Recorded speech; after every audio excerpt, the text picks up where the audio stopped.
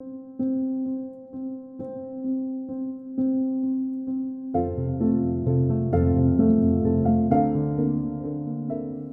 third word from the cross.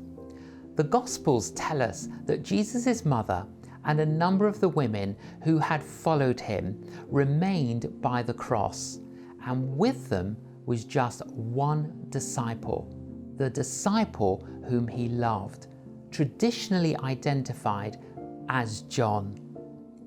We read that when Jesus saw his mother there and the disciple whom he loved standing nearby, he said to his mother, "Woman, here is your son," and to the disciple, "Here is your mother."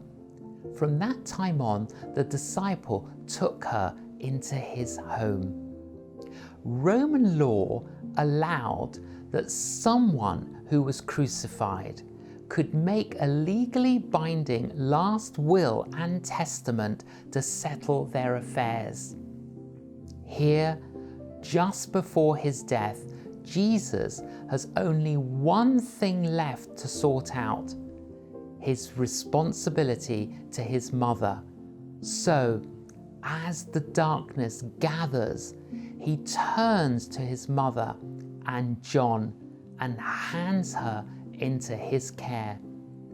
It is all too easy to see this as no more than Jesus affirming what we might call family values.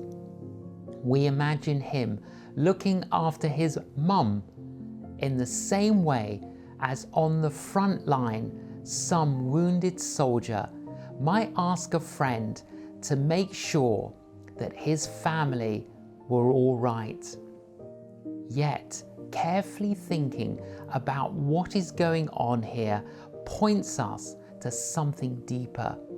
For a start, we have to ask why Jesus handed his mother into John's care. After all, although it seems likely that by now Joseph had died, the Gospels are clear that Jesus had other family. There are several brothers, two of whom become leaders in the early church, and several sisters. Both tradition and culture would suggest that the obvious thing for Jesus to do is to ask John to take his mother back to her family in Nazareth.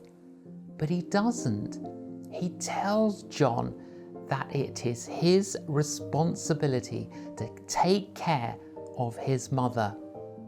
What we see here is something that is present throughout the Gospels. Jesus saw his purpose not just to forgive people as individuals, but to create through them a new community, a people who would be based not on racial or family ties, but on their relationship to him through faith. Jesus makes the point that this new community must take priority over the expectations of family. He is therefore being consistent in entrusting his mother to the care of the community of believers rather than to his family. Here on the cross, Jesus looks forward to the coming of the church and demonstrates his faith in its future by committing his mother into its hands. This is very challenging. Our Western culture emphasizes the individual over everything else. Here, Jesus shows both care for family and his commitment to the Christian community. We need to practice this too. Ponder this. Always be humble and gentle.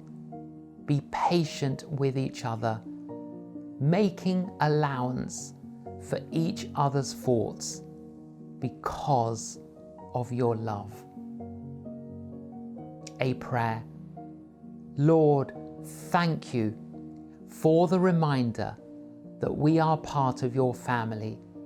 May we each play our part to encourage our sisters and brothers so that we can all live our lives to your praise and glory. Amen.